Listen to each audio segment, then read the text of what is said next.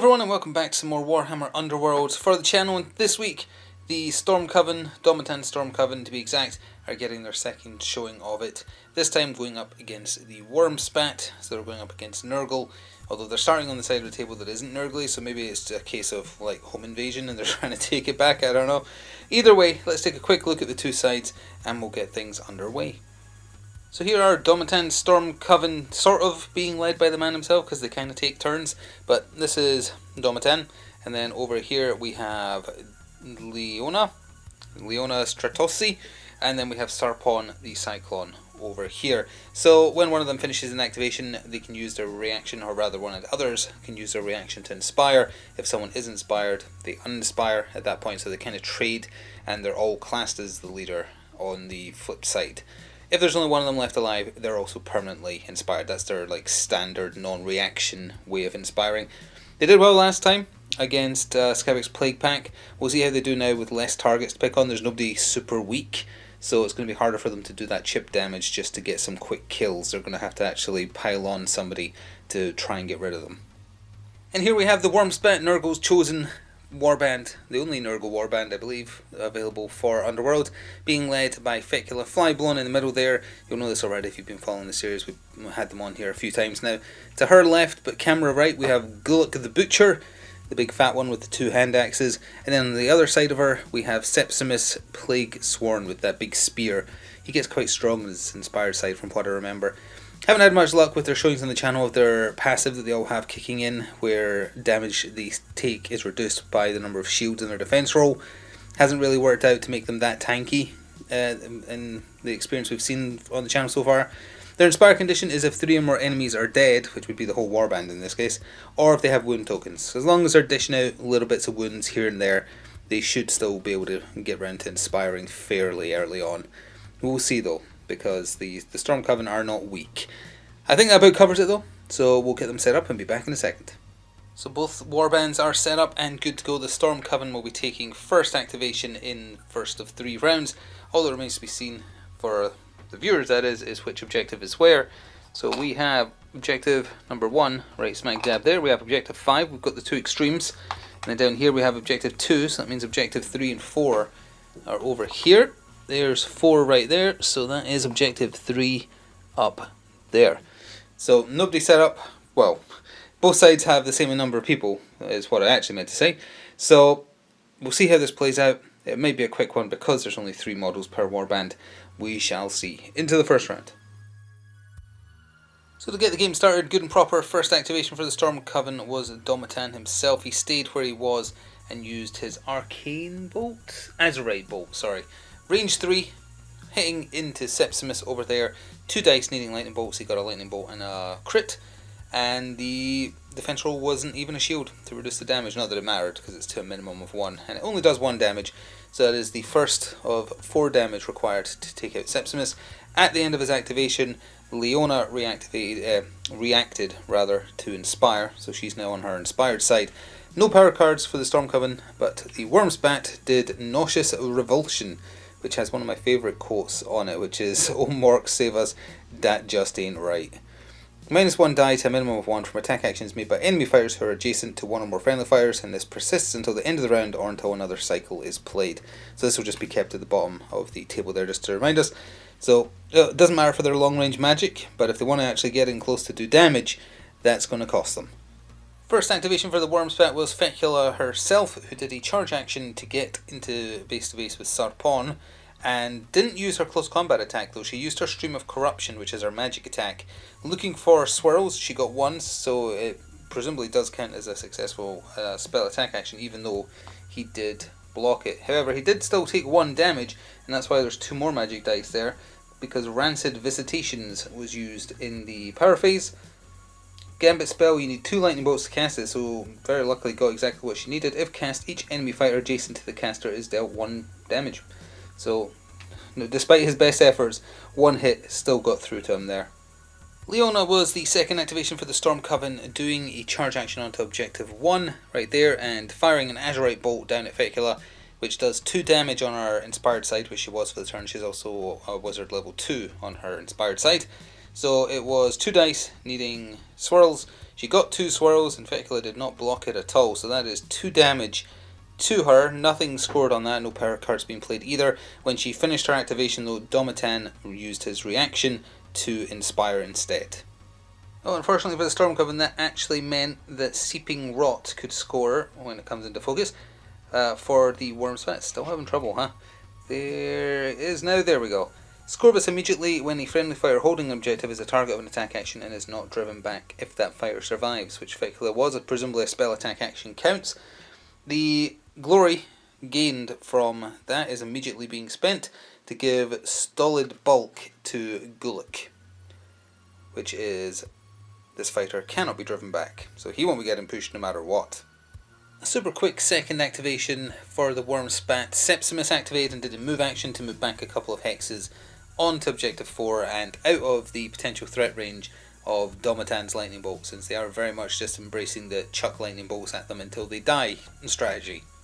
Third of 4 activations in the first round for the Stormcoven was Domitan again, and he once again just used a range 3 Azurite bolt, this time firing into Gulick, because Sepsimus ran away. I think he got the exact same result again, a crit and a success, and on his flip side it actually has Grievous, so rather than doing the 1 normal damage that it should have done when he inevitably failed his defense roll, because of course he did, it did 1 extra to do half his health, so that is 2 damage to Gulick the Butcher. And upon finishing his activation, Domitan uninspires and Sarpon, which is the one down by Fecula, is inspiring. So at the point at which Sarpon inspires, he is allowed to pick a friendly fighter when he's inspired and push them 1 hex. He can only do it once per entire round, although this is the first opportunity because it's the first time he's inspired. But he is pushing Domitan there, to be exact. So it's not looking great for the Wurmspat so far, as Nurgle's blessing of resilience does not seem to be kicking in very much for them. But either way, their third of 4 activations this round was Gulick the Butcher, who did a move action to move 3 to the back of Domitan right there. Adjacent to him, so in threat range, but choosing not to attack for reasons that they have to focus on trying to score something. Another disastrous turn of events for the Wurmspat as the last activation for Domitan's Stormcoven was Sarpon, who was inspired, fired a short-range Azurite bolt into Fecula. Now, totally forgot, because he's adjacent, he should have had -1 dice, but for some reason the Stormcoven can only apparently roll a crit and a lightning bolt anytime they roll 2 dice, 2 magic dice. So no matter which one of those you take away, even if you took away the crit, it still means the attack got through. Now, there is a bit of a problem, because it has Grievous, which means that if the crit was the hit that should have got through, Fecula would be dead. If it's the lightning bolt, she takes 1 damage. Now, didn't notice that it should have been 1 less die. It is definitely, yeah, it's attack actions from anyone, any range attack, as long as they're adjacent. So the only thing we can really do is, to make it fair, is we roll a magic die until either a crit or a success comes up, and that's the result we're going to go with.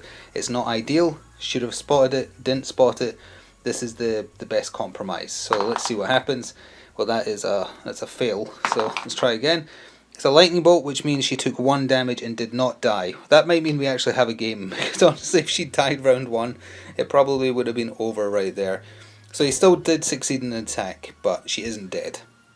Not exactly a fantastic way to finish the first round, especially when their leader is almost dead, but the final activation of round 1 for the Wurmspat was Gulgok the Butcher, or Gulick. I've been calling him Gulick this time, but no, it is actually Gulgok. There's a second G in there. It's a very, very strange name.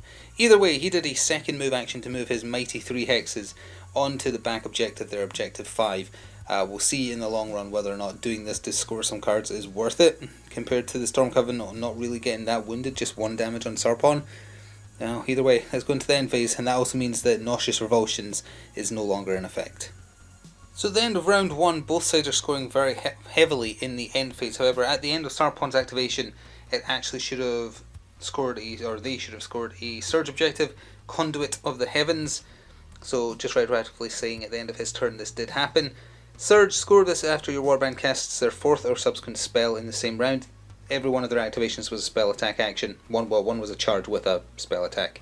But that did score for 2 glory. We'll cover the spending of upgrades at the top of the next round. So that scored for 2 prior to this end phase. In the actual end phase, they're scoring Thunderstruck for 1. Score this in the end phase if 3 or more enemy fighters each have 1 or more wound counters. Yep, yeah they do. So that scored for 1. And then they also scored Knights Triumphant for another 2. Scorebus in the end phase if each surviving friendly fighter made the Harness the Aether reaction, which is the thing that lets them inspire, and they did. So that scored for 2. Oh, and there's an and condition actually. Did they do the and condition? And there are 2 or more surviving friendly fighters in enemy territory or no man's land. Oh, he's off by 1. Never mind, that doesn't score. Sorry. Sarpon is off by 1. He should have done a charge as his final turn, but he didn't. So, no. Missed that. So, they did not score that one. My bad. So, that is still potentially in hand, although they can get rid of it.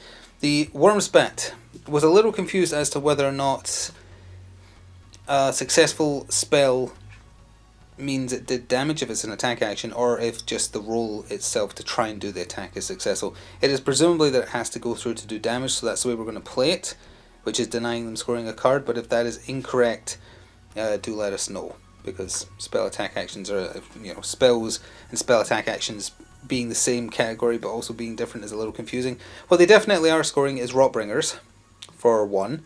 Scorebus in the end phase, oh no wait, that's the one, literally the one they're not scoring. They're scoring Spread His Blessings.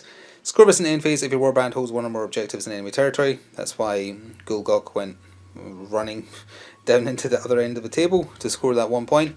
But more importantly, they actually score Sacred Trilobe for 3, which is usually a hard score because they don't stay alive very long. Scorebus in the end phase if your warband holds 3 or more objectives, which they do. 1, 2, 3. So they scored 4 on top of the 1 they earned from a third objective, Seeping Rot, earlier, which puts them at 5, and the Stormcoven are at 3.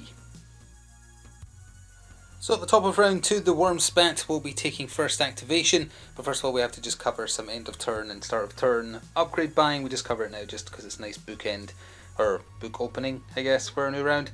But the Stormcoven are spending 2 glory on Blades of Azure and Electrokinesis, both of which are going on Domitan. I think we saw both of these last time they were on there.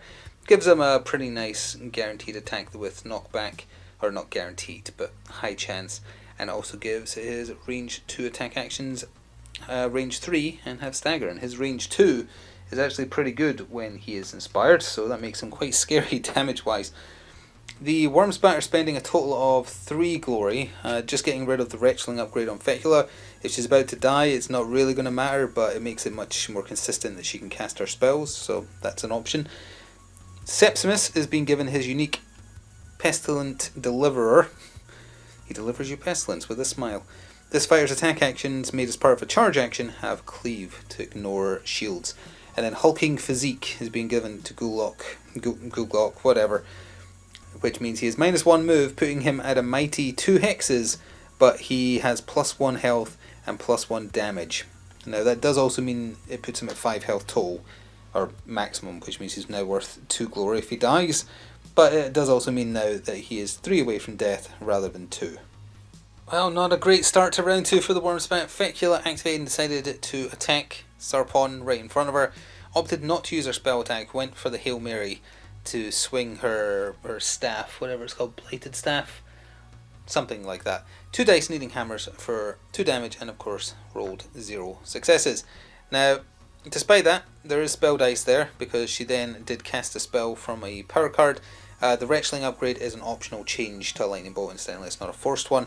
She cast Blades of Putrefaction, so we're going to keep this at the side of the table to remind us. It's a gambit spell. If cast, friendly fighters range 1, range 2 attack actions have +1 damage on crits, which can potentially be very good. Then, Pass the Mantle was played by the Stormcoven. Pass the Mantle, choose a friendly fighter. They are inspired, then uninspire each other. Friendly fire, Domitan is inspired, so it's a good way to get them to inspire at the start of a round before you have to wait for the Pass the Aether, or whatever it's called. Harness the Aether, you don't pass the Aether. 2 more power cards though, from the Wurmspat. The Burgeoning was put into play. It's a cycle card, and it is heal 1 the first friendly fighter that is moved, placed, pushed, or driven back into a lethal hex. They're not dealt damage. So if they end up in a lethal hex, like for instance there's one right to the top, you can just about see it up here, next to Sepsimus, if he was to move into that he would actually heal instead of take damage. So he might be using that to his advantage. Steady Advance was also played, speaking of which, because Sepsimus was not there prior to that. In fact, we're going to have to zoom out a little bit. choose up to 2 friendly fires, push them 1 hex. Septimus was pushed off the objective 1 hex towards Domitan, and Golgok over here was pushed 1 hex down off the objective he was sitting on as well, just because his movement is very small now, so let's try and get him a bit closer to the action. Domitan himself was the first activation for the Stormcoven in Battle Round 2, doing a charge action up onto objective number 3 up there, and then unleashing a range 3 2 dice, looking for a lightning bolt's attack on Septimus, and for once didn't roll a crit and a lightning bolt, but still managed to roll the crit.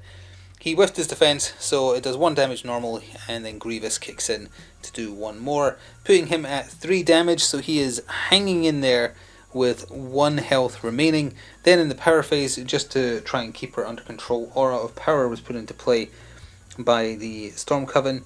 Choose an enemy fire that's adjacent to 1 or more friendly fires, stagger them, so Fecula is staggered. Septimus activated, and sadly he couldn't just move over the lethal hex to make the burgeoning proc. He has to be placed, pushed, or driven back, so walking over it wouldn't have done anything. So he did a charge action to go after Sarpon instead, getting supported by Fecula, so a few different things proc here. He rolled a crit and a single support, which are both successes. He is doing +1 damage because he got a crit and he has that Pestilent Deliver, and he did a charge action, so that's 3 damage coming in total. Sarpon, forgot to mention, but when Domitan finished his activation, Sarpon inspired, so he's rolling 2 defense dice, and he rolled a crit and a shield, which would be 2 successes for him. However, because the charge action had cleave, it ignores the shield, meaning there is only the crit. The crits cancel each other out, so the single support goes through. So there's 2 damage. Now he still rolled a crit, so presumably the extra damage for doing a crit applies, which means that Sarpon is gone and is murderized for 1 glory, putting the Wurmspat at 6. The second activation in round 2 for the Stormcoven was Leona, who is not inspired. She did a charge action off of objective number 1 there, moving 2 hexes to the right just to get away from Golgok, and just attacked with her basic attack, which is her Bident spear thingy, and rolled 2 misses. So Septimus gets to live and laugh another day. Fecula did a charge action next, moving from objective 2 down there, 2 hexes to camera left, and doing a Stream of Corruption, range 3, magic spell needing swirls. She got a crit and a swirl. Leona managed to get a crit, but that's not good enough against 2 successes, so she took a mighty 1 whole damage for her trouble. Forgot to mention, when Leona's activation finished just now, Domitan inspired. Well, we're sticking down here because Leona activated again. They both have charge tokens, so either of them is allowed to activate as their third activation. She took a swing with that Bident spear again, this time getting a crit, and Septimus once again just refusing to ever roll a shield on a... that just goes across all the Nurgle people, honestly. They just can't roll shields, which is what they need to roll to reduce damage received. So that is 2 damage upside the head. Septimus, he had 1 health remaining, so he is out of there as a casualty for the Wurmspat, and 1 glory for the Stormcoven, which takes them to 4. And a bit of a lackluster final activation of the second round for the Wurmspat, because Golgok has to be the one to activate since Fecula has that charge token. And he just did a move. He moved his slow 2 hexes onto objective 1 there. He only has range 1 on his attacks, so there is nothing else for him to do. And we're sticking down here for the final activation for the Stormcoven. Leona activated again. She's got range 2 on that spear of hers, so she tried to poke it into Fecula to take off that last bit of health, and managed to roll 1 success. She was looking for hammers, but Fecula rolled a crit, so didn't take any damage, and that's going to take us to the end phase of the second round. And in the end phase, the Wurmspat are scoring nothing for this end phase at all. Couldn't work with their objective cards, they'll be swapping those out. But the Stormcoven are scoring 2 for Knights Arcanum, which is why Domitan stayed inspired up there, even though it would have been more helpful for the fight if Leona was inspired. Scorbus in the end phase if 1 or more friendly inspired fighters are each holding an objective in enemy territory. Domitan is ending the turn inspired, and he is on the objective number 3 in enemy territory. That takes them to 6. So that makes it even Stevens, with both sides also 1 man down, although the Wurmspat are definitely closer to getting wiped out, as we go into the final round. So here we are at the top of the third and final round, and the Wurmspat are taking first activation. Got a couple of glory spends at the end of the round there just to cover now. Charged weapons has been put on Domitan for the Stormcoven. I think we saw this last time they were on the table. His range 1, range 2 attack actions, and other than spell attack actions, so his physical attacks, have Grievous 1, and he already has that upgrade that his physical attacks are 1 range longer. So that makes him a little bit more deadly at range, and he is still inspired. The Wurmspat is spending their 2 unspent glory on 2 upgrades. Golgok is having a Virulent Blade kind of morning, which means that he can reroll attack dice in his range 1 and range 2 attack action, so he only has range 1. But he's got that reroll now, which might be important. Speaking of rerolls, Fecula has exuded a Fetid Shroud, which gives her a reroll on her defense die, which might keep her alive, I guess we'll see. The Burgeoning actually is still in play. Forgot to mention that, because cycle cards don't disappear at the end of the round, I think. Well, this one certainly doesn't, unless another one is put into play, so that might be important. There's no lethal hex around them currently, but just mentioning it as a matter of note. So Fecula got the final round started, doing a charge action to get Domitan within range of her Stream of Corruption, rolling 2 dice, needing swirls because she's not on her flip side, and she was trying to get them inspired by doing damage to him, because that would have met the criteria for all 3 of the Stormcoven being either damaged or dead. But Domitan laughed in Wizard and rolled a crit and just deflected her Stream of Corruption, I don't know, using a magic shield. Either way, disastrous start to the round for them. Oh, at the end of her turn in the power phase, Fecund Vigour was put into play as the cycle card, so that replaces the Burgeoning. Can reroll at 1 attack die in friendly fire's attack rolls, and it persists until after the next attack action made by a friendly fire, or until you put another cycle in play. Oh, here's that Nurgle resilience we were waiting to see. Leona activated and decided to use that Bident Spear to stab Fecula in the side, rolling only 1 success. She was looking for hammers. And Fecula rolled a shield, so she actually blocked the damage for once, meaning that she had to resort to trying to use Blaze of Heavens to kill Fecula. It's a spell, you need a swirl. If it's cast, you pick an enemy within a certain range, blah blah blah, and deal 1 damage to them. But she didn't get it. She rolled a lightning bolt, so Fecula is miraculously surviving the onslaught trying to be dealt to her. Well, Golgok had to be the one to activate. He did a charge action to move his Mighty 2 hexes down here. 3 dice needing hammers with 2 rerolls, 1 from his Virulent Blade upgrade and 1 from that Vigour cycle card put in. He got a crit and a success. Leona got a success, but not enough to beat the crit, so it got through for 2 damage. She is still alive though. She is alive on 1 health. Yeah, 1 health. But definitely has the pressure on, especially because she wasn't able to kill Fecula. There's some shenanigans at play here, as for the second activation for the Stormcast, Leona activated again, and this time just did a move action, retreating up to the top right there next to Domitan. At the end of her activation, he is staying inspired. He is the dangerous one with those upgrades he's got. We'll see what happens. Well, with both of them already having charge tokens now for the third activation for the Wurmspat in the final round, Fecula once again tried to zap Domitan, spray a stink ray at Domitan, and once again managed to mess up. Both sides are staying alive longer than they should be, because they're just failing at each other. Who fails harder, I guess we'll have to wait and see, but once again that stops the Wurmspat from inspiring. Domitan needs to have 1 damage done to him. Doesn't even need to kill him, just needs 1 damage done to him and they'll inspire. For the second last activation for the Stormcoven, their shenanigans continue with Domitan activating and doing a move action to move 2 hexes away, just to ensure he's out of Fecula's attack range. So is Leona, and at the end of his activation, she's inspiring and he is uninspiring. They did nothing in the power phase, but in the power phase, same power phase rather, Rampant Disease was put into play as a cycle card by the Wurmspat, and you can read what it does there. It's probably not going to matter though, based on the fact that neither of them can attack.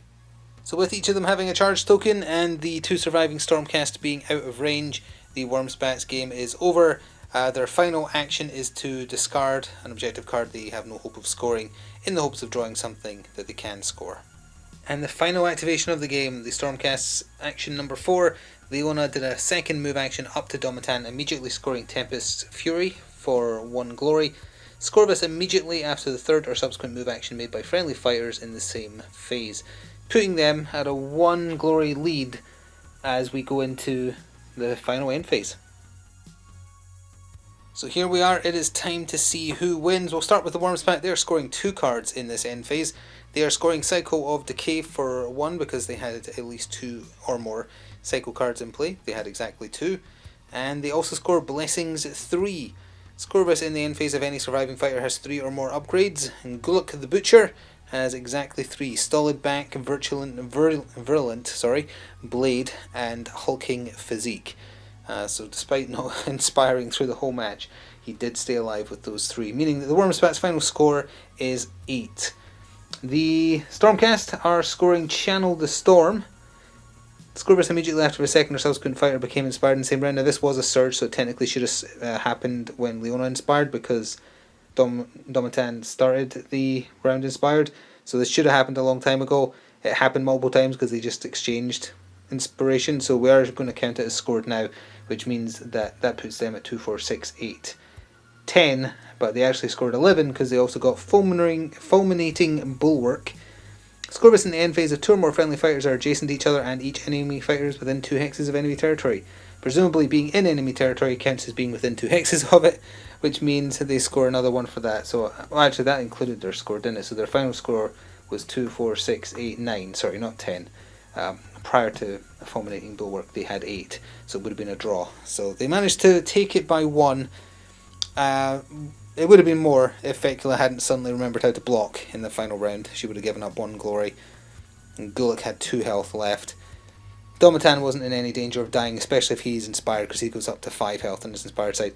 Leona almost went down though. She miraculously survived a couple of hits there as well. So both sides suddenly remembered how to survive being attacked in that final round. They're making it a bit closer than it was looking early on. Either way though, that is going to do it for some more Warhammer Underworlds on the channel. If you enjoy this game, please do show it the support it deserves, and that means I can justify fitting in more of the schedule to it. And if you want to go above and beyond to support what we do here in general, please do consider becoming a channel member. There is some exclusive videos that you get if you're a channel member, not many, but a few. Or you can just press the thanks button on a video you especially enjoyed. It's all reinvested in the channel, helps keep this possible, and help fund the acquisition for new miniatures, etc. Enjoy the rest of your day, and see you next time. It's time for now.